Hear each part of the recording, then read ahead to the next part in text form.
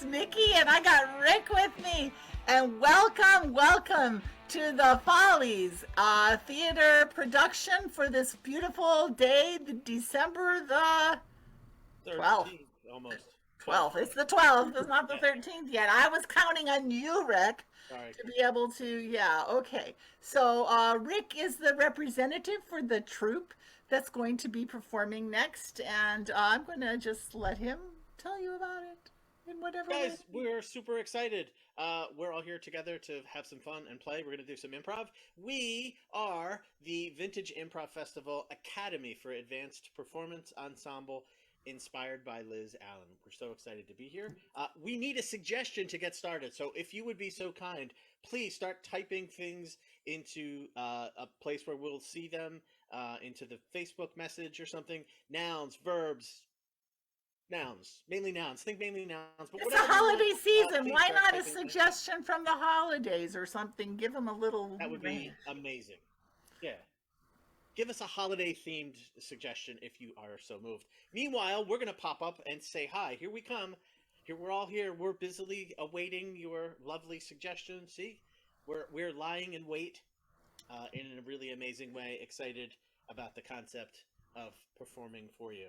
All right, you'll learn more about all names at the end. It's too much information. I see a holiday-inspired thing that says tomatoes there. Is that like the Cinco de Mayo? Yeah. Golfers? Golfers? Golfers? Oh, maybe that's the Augusta National holiday that nobody celebrates. A tree. Oh, like Christmas tree. What are we They're all going to good in their own beautiful way. Mistletoe! Yeah. Mistletoe? I'm motivated by all of them. Yeah, mistletoe tree. Let's go mistletoe tree. I love that. Yeah, Okay. mistletoe tree.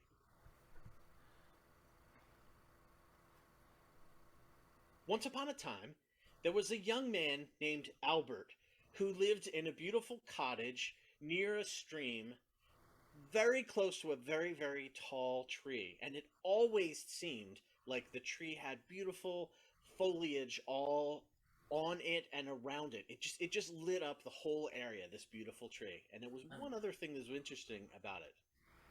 But that wasn't. Okay, so the other interesting thing was it wasn't just lit up because it was a beautiful tree.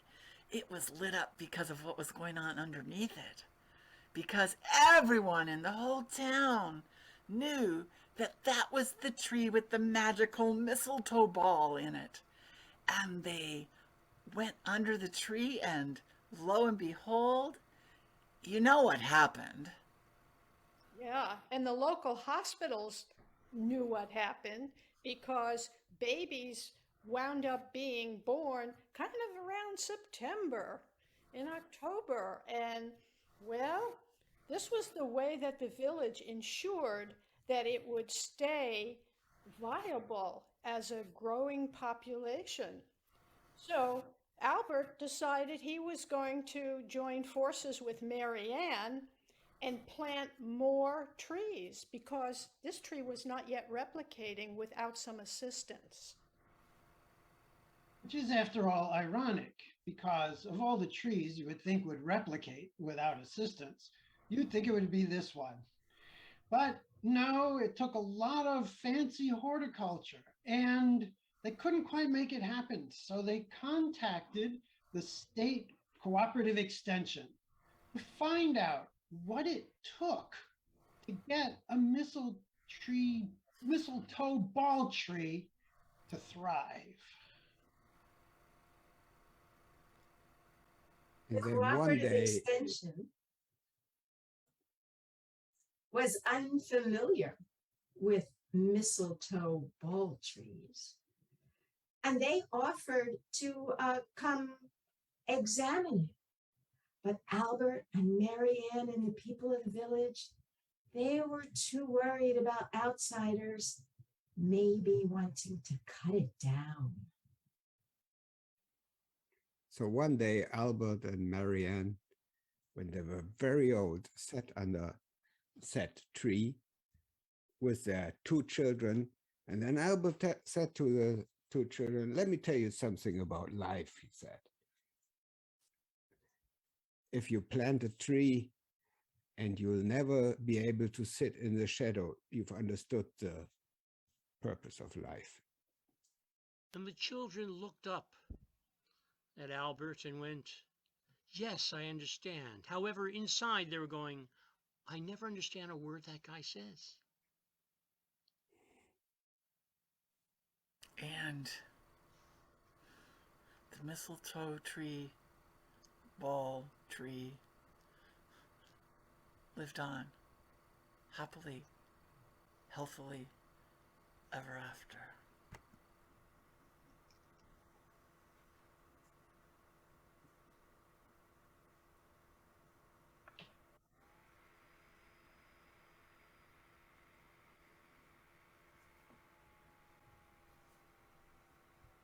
I'm sorry, I don't understand what you're trying to tell me. I'm just trying to explain that when you and I sit here in this very special spot, I feel a passion for you. I don't know how to be any more clear. Okay, I get that part, but what I'm having trouble with is why it's only in this one spot. I, I, I mean, I'm happy to be in this spot with you whenever possible, but it's just here. I know, like, I can't explain it either. I mean, we go back into the village, we we work at our respective jobs, you at the auto plant and me in the floral shop, and don't even speak to each other. We Yeah, meet for coffee. It's not passionate. yeah. I don't know No, what the is coffee's not even good. right, but this is a magic place.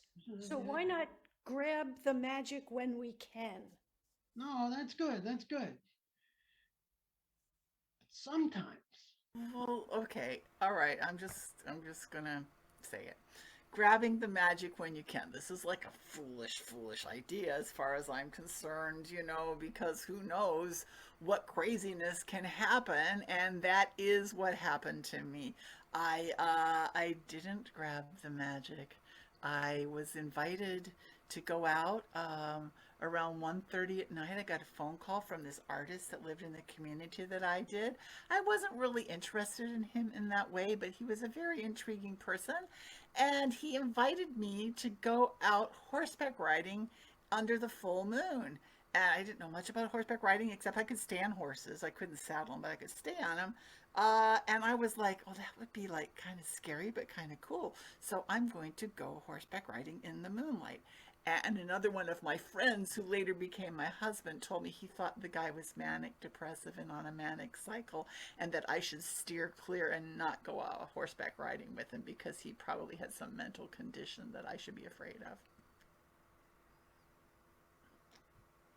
Oh. So, can we go tonight to this spot?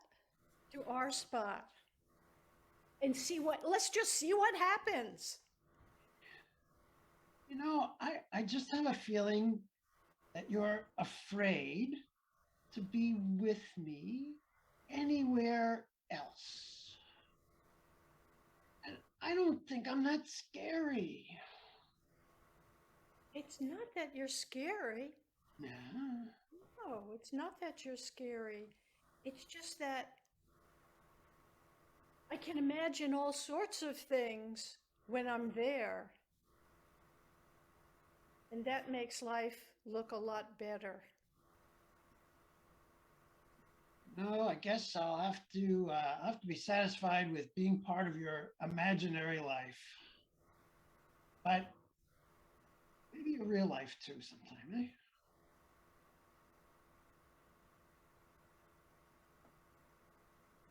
I'm sorry, sir, it's absolutely forbidden here to cut trees. What are you talking about? I'm part of the cooperative extension.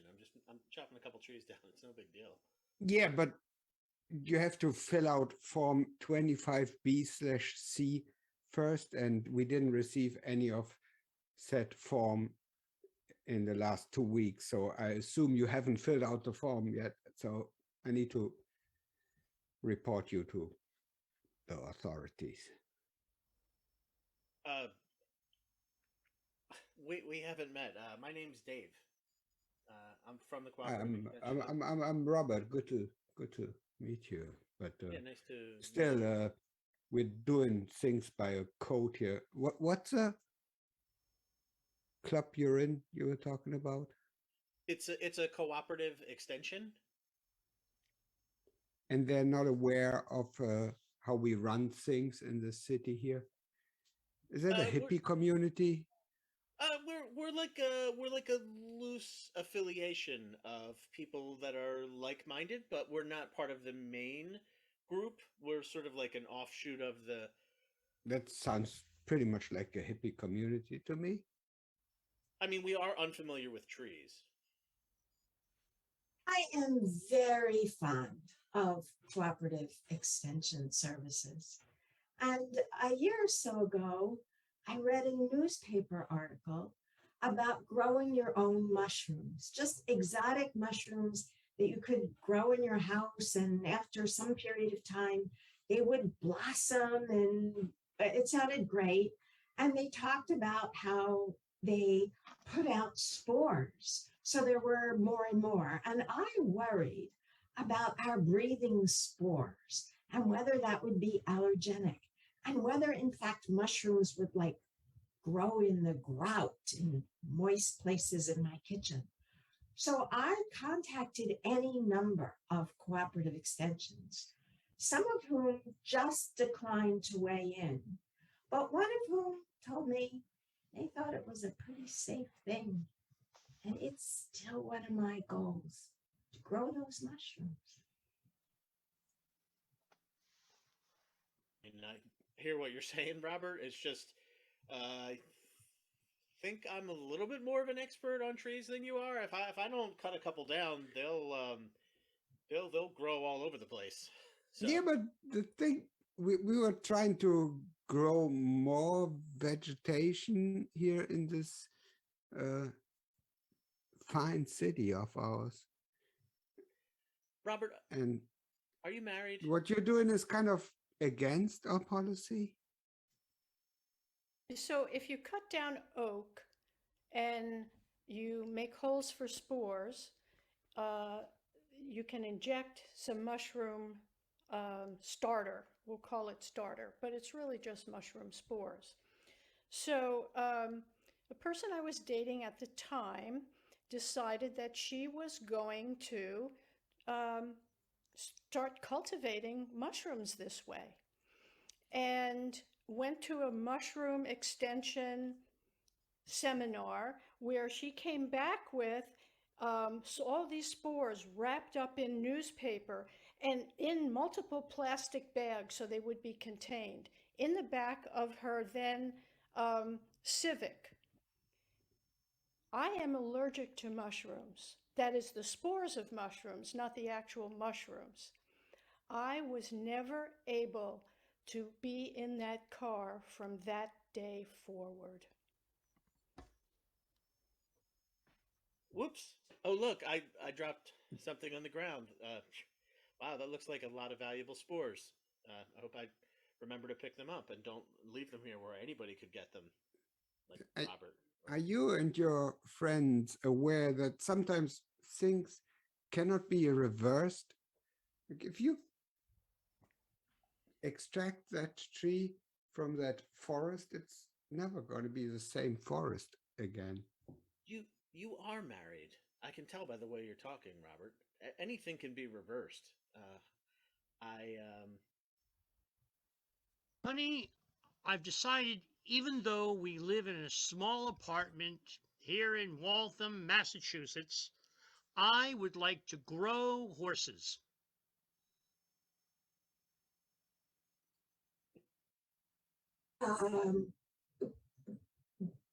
There are stables just outside Waltham, Well, and that's it true. is possible to keep horses there. But they're not our stables. And all we own is a little place So I would like to build an addition to the room, a small one, because it's got to be like a miniature horse, and grow horses. I don't know exactly how to do it, but that's my thought. My sister is very fond of horses, and she owns several, and at times in the past, she's owned quite a few. And she's been interested in breeding horses. And I discovered that there is an entire market in horse semen that you can order and have shipped right to your door for the sort of use you imagine to which it would be put. That was news to me. So I think we need some kind of starter kit if you're going to grow a miniature horse. Like, it's not like planting seeds. Well, in a way it is. It's sort of, yeah. So But you do starter need, kit. I like that idea. A starter kit. yeah, like you need a lady horse for sure. Oh, okay. So we want a lady horse as opposed to a male horse. Well, apparently the semen can be mail ordered and shipped, whereas wombs, not so much.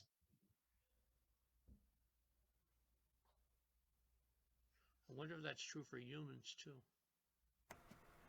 Okay, guys, come on over to the Missile Ball tree because guess what? There's a lot to be learned here. We're going to learn about the birds and the bees today. And we're going to, girls and boys, the pregnancy rate in our town is somewhat high. Don't leave. You need to hear this. This is important stuff. If you have any questions whatsoever about prevention of pregnancy underneath the mistletoe ball tree, please put those out here immediately because we need to quell these urges. Prevention? I'm sorry, my husband and I, we're interested in miniature horse breeding. Right. Can we just Bring them to the some mistletoe horses ball to tree. the tree? Go ahead, Candace. Well, I thought the missile ball tree was like a fertility clinic. Oh, that explains a lot. The mistletoe ball tree is actually a courting ritual in our community. It's not meant to be a fertility clinic, although it seems to have become one, Yeah, as proven by the fact that they want to put horses under the tree to conceive. I've been very interested in studying rituals, fertility rituals in exotic places. Oh, welcome to Miss So, Ball Toe I've Tree come Town. to just here outside Waltham to try to understand this interesting mythology of the tree. But I'm getting very confused, and but that's all right. That's normal for us anthropologists. Oh, well, it's not a well-known fact, but the mistletoe ball actually talks. And I'm going to introduce you to the mistletoe ball, and they're going to tell you all about it. Come on, mistletoe ball, come on. Ah, it's here. Hello, I'm the Stand- mistletoe back. ball. Just I learn like to the thing. levitate into the room just to start right away by showing my magic. You know, it's no small feat to be responsible for so many births in September and October. I help keep the village viable. Very interesting use of puppetry. Yes. No, Remember this simple phrase. When you come to this workshop, I want you to leave remembering one thing. Grab the magic. M is for mistletoe. A is for all of it. G is for, gee, this mistletoe seems convenient. I I stands for ice that you can slip on if you don't have good footing when you're grabbing the mistletoe. And C stands for Christmas, which can mean any holiday, Hanukkah or Kwanzaa. Christmas is just sort of like the umbrella word for, the reason for the season, guys. Let's not get too specific and get into like a bunch of argument about the word, is all I'm saying, right? Yes, this often happens with rituals. Everybody has their own 2 cents and end up making no sense whatsoever. I believe it. I believe it. Very I common. believe it. Yes, just who knows what kind of craziness can happen when you grab the magic. Yes, Oh. you might want a baby. You might want an infant. Who knows? You might want to give birth to a horse. It's all possible if you grab the magic. Grab it. Grab Rabbit. Rabbit. Mr. Anthropologist, Yeah. I wonder if you'd like to go under the tree with me just for anthropological field work. purposes. Field Field work. work. Yes, Field yes, work. yes. That's the word I was looking for. Idea. Let's Field try that. work. Yes, yes. Okay, let's do it. So you're there. Your names are Albert and Marianne. Come on inside. I want you to take a look inside at the cottage. So this is the main room. You'll spend a lot of time here. It's beautiful inside here. You can see it's gently warmed by the stream that's nearby. But also we have the windows that are right here that overlook the creek. And there's a tree out there. We can get rid of the tree if you're not into trees. But this is a place where you can raise a family, have a kid or two. The kitchen is connected. It's an open floor plan. I love it. I love everything you're saying. It's just that Albert's not here, so I think I need to order some Albert. Order some Albert. Yeah. Okay, Marianne, I'm here now. I'm here. You happy? I'm here. Finally. I was looking around. It's a cute little town. Yeah, I had to order you to come. I've never You are seen that so before. bossy, Marianne. Wow. I've been at Remax for 25 years. I've never seen that happen. Here's the canister, ma'am. It's under the refrigeration. It's solidly frozen to be used in the techniques as applied for you, okay? At Remax, we treat you like you live here, even when you're just looking into the property. I'll just use your freeze. I mean, I love the place. We'll take it. That's great. Grab magic. Just grab the place. The first You're place. gonna really love it here. I'll send you the paperwork. Hi, Marianne. Oh, Yeah. Albert, this is great. This is going to be great. Calling Arnie.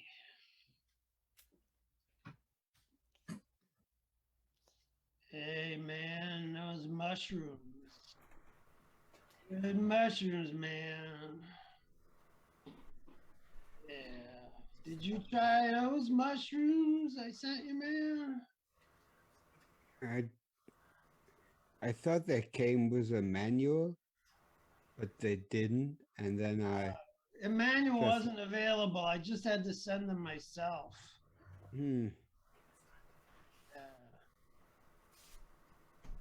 the Priest thing. might have come on them, maybe. What? They're good, man. I mean, I want to say something about the things that really matter yeah. for God. Cool. Bling, bling, Right. bling, calling Josh's phone. Bling, bling, bling, bling, bling, calling Josh's Hang phone. hang on a minute. Bling, bling, bling, Yeah. bling. Like, yeah. Hello, sir. No, Thank I think you you got the wrong number. for your accepting our offer of employment. Your drug test will occur tomorrow, Oh, Monday, cool, man. I'm December gonna ace 4th. that. Oh, I'm gonna ace that test, man. You want Thanks. drugs? We Oh, can't man. wait to see you. Oh, man. That is Hey, such a say nice. hi from me. Oh yeah, and listen, Phil says hi also, and he means it. Oh, calling done. Sweetheart, it's not reasonable to expect me to walk the pony. You need to just put in a pony door so he can let himself out and do his business and come and go as he pleases. I'm not walking the pony. So you want an independent horse. Right.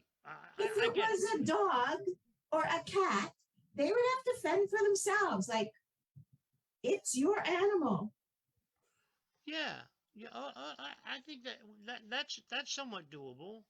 Good, That's because I don't want a horse pooping up my guest room. Yeah, no. That's perfectly reasonable. That we'll make a door, and not only that, but you know what?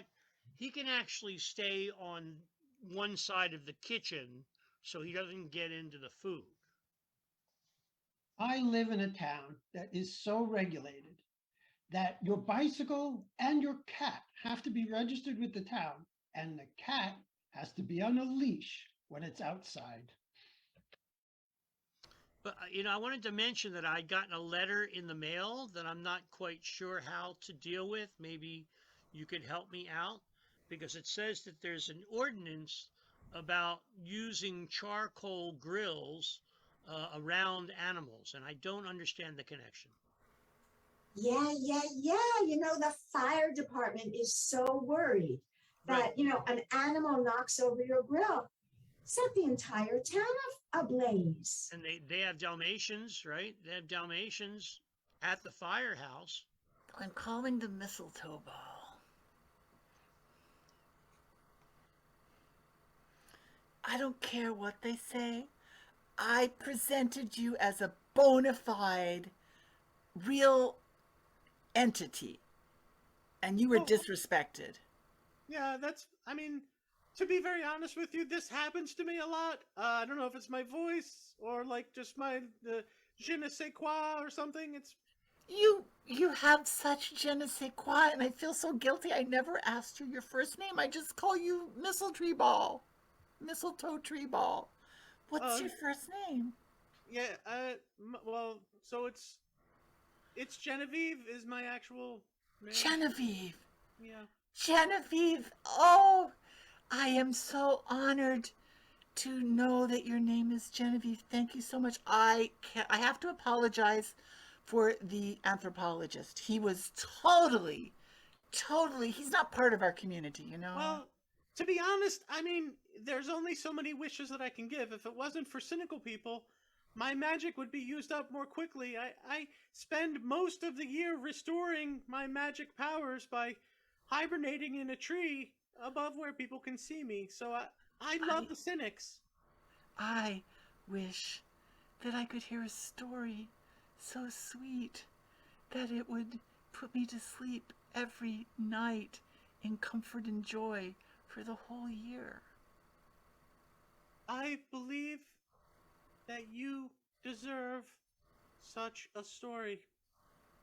You radiate holiday goodness. Oh, Calling Josh. thank you, Genevieve. So I've been thinking, dude, if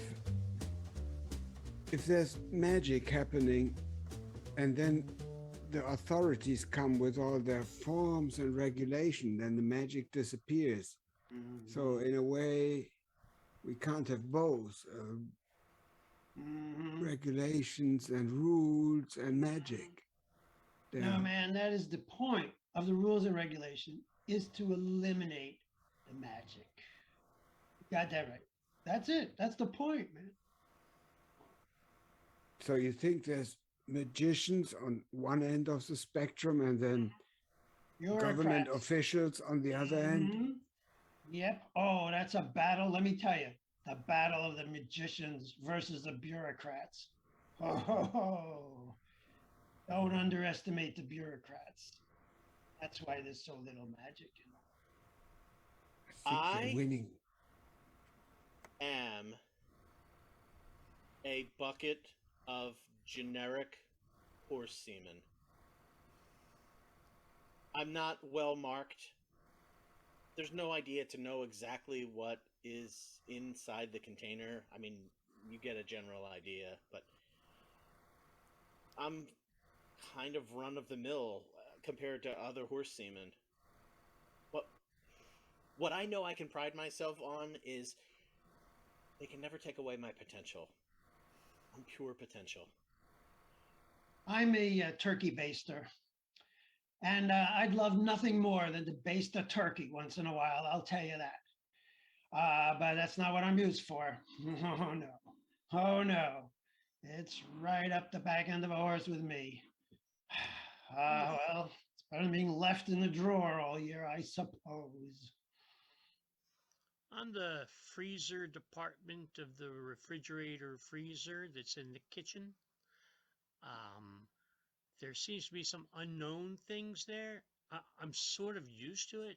I think that in my job, I have to become used to unknown things and just accept them in my little compartments. I'm a series of instructions that goes with the serum and the turkey baster and the freezer. And in my instructions, while they're pretty literal, there is a big section about magic and about how it really takes magic and belief for good things to happen. I am the warning label on the canister that says this should only be used by human beings with an appropriate LH surge within 30 hours of within 30 minutes of defrosting, because that is where my potential lies.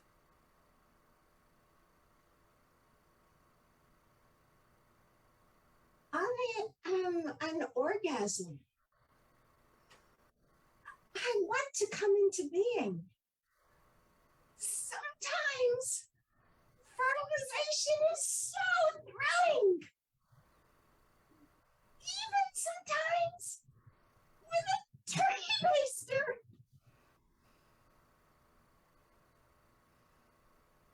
I'm just a white sheet of paper.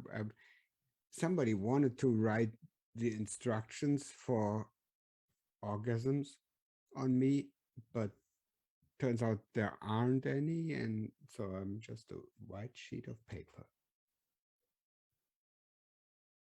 Thanks. This was Mistletoe Tree. That was our show. All right, we're all going to introduce ourselves now. We are the Vintage Improv Festival Academy for Advanced Performance Ensemble, inspired by Liz Allen. Here we go, alphabetically. That will be me, Arnie from Berlin. Carolyn from North Carolina. On Sloven, New York. Becky from Chicago. Josh from Chicago. Nikki from outside Boston. Rick from just outside Philadelphia. Thanks again for watching. Thank you, everybody, and thank you for being here for this show. We're going to be back shortly with another set coming up as class act. In the meantime, thank you. Bye-bye.